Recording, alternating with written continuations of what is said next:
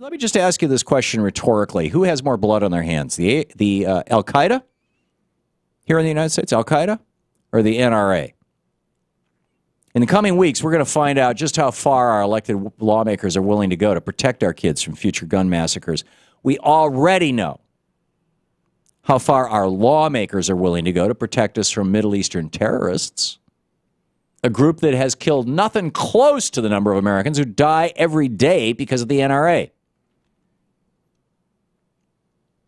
If the Al-Qaeda were to strike the United States in the last remaining week, what do we got, a week and a half here, 2012, and kill as many Americans as 3 9/11s,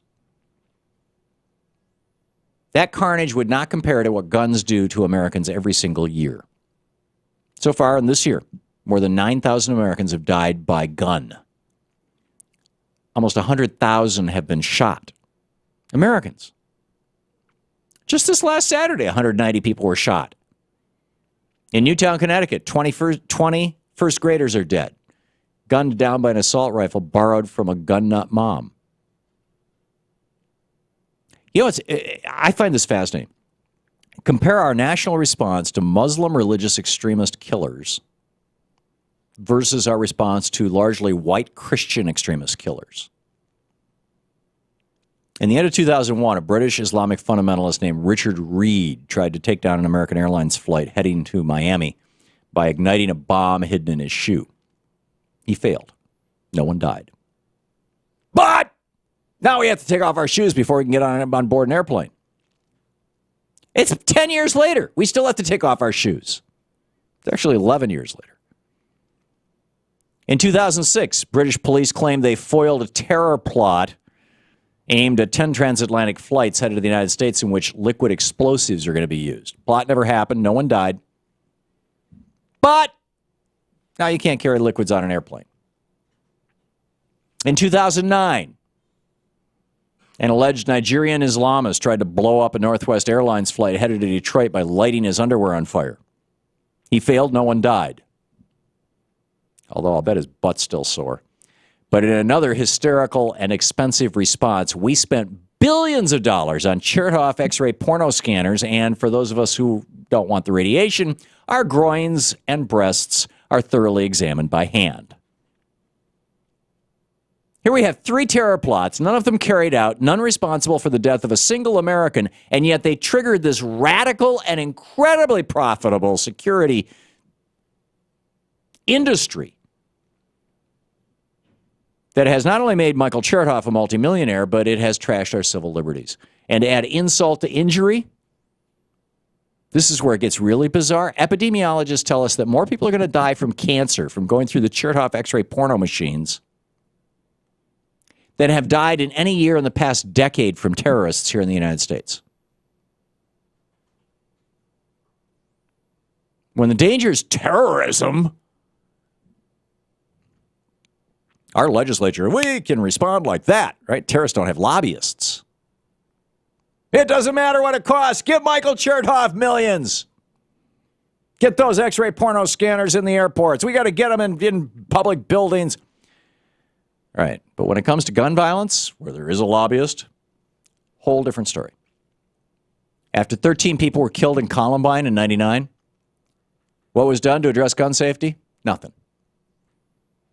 Nothing was done after the D.C. sniper killed 10 people in 2002. Nothing after a Brookfield, Wisconsin man killed 7 people during a church service in 2005. Nothing after a truck driver killed 5 schoolgirls in Pennsylvania in 2006. Nothing in 2007 after 32 people were gunned down at Virginia Tech University. Years passed. More mass shootings followed, and still no actions were taken. Then in 2011, last year, a deranged man with a very expensive assault weapon killed 6 people in Tucson and shot Congresswoman Gabby Giffords through the brain. And despite that attack being so close to home for members of Congress, still they didn't take any action on gun safety. Why? Muslim terrorists don't have lobbyists. The NRA does. Just like no action was taken after the Aurora, Colorado theater shooting this year that killed 12 people. Nothing was done after the Sikh temple massacre in Oak Creek, Wisconsin this year that killed 6 people.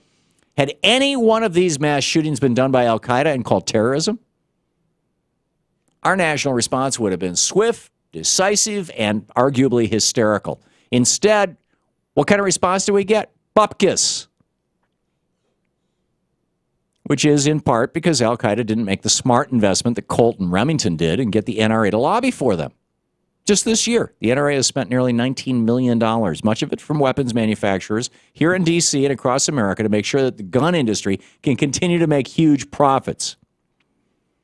Those investments by the weapons industry keep in place the sale of assault weapons like the Bushmaster, which was used last Friday to murder children.